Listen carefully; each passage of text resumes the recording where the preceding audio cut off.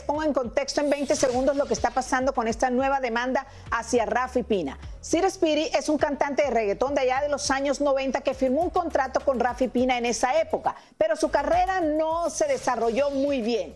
Luego, cuando Raffi Pina y Daddy Yankee tienen ese problema legal que Daddy lo demanda, entonces aparece mencionado en la demanda de Daddy Yankee Sir Speedy.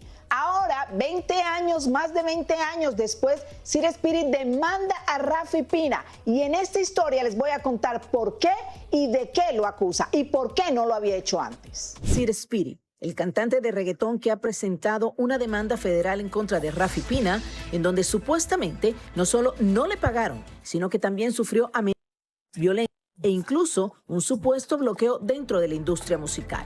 De acuerdo con la demanda, todo se remonta a un contrato firmado en el año 2002, cuando Sir Speedy tenía apenas 19 años y, según alega, sin la debida asesoría.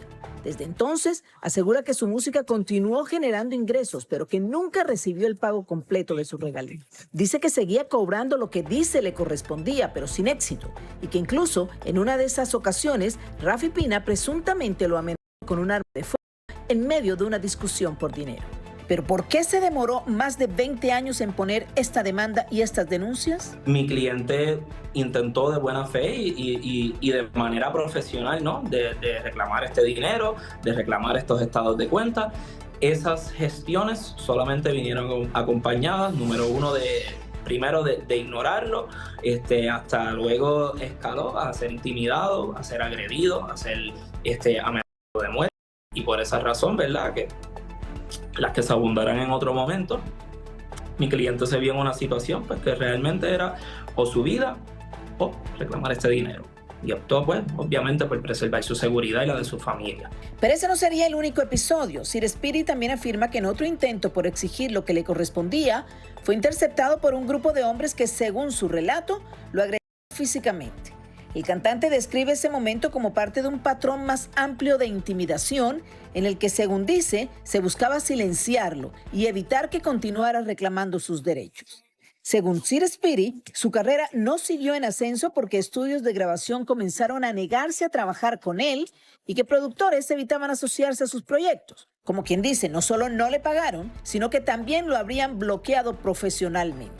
Con esta demanda espera recuperar su dinero y ya se habla de millones. Sin embargo, dejamos la puerta abierta para que en su momento, luego del debido descubrimiento de prueba, que tengamos una oportunidad de auditar estos estados de cuenta, podamos determinar la cantidad. Por su parte, Raffi y sus abogados ya tienen conocimiento de esta demanda.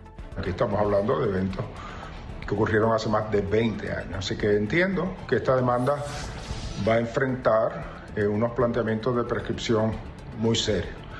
También hacen unas imputaciones de intimidación, eso aparece en la demanda de Daddy Yankee, donde hace referencia a esta persona también.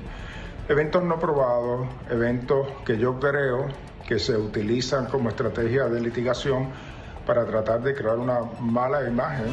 Bueno, efectivamente lo que nosotros vamos a estar muy pendientes es cuándo se van a desarrollar todas estas pruebas, porque cada quien dice, eso no ocurrió, pero el otro dice, yo tengo pruebas. Bueno, muchísimas gracias, Tania Charry.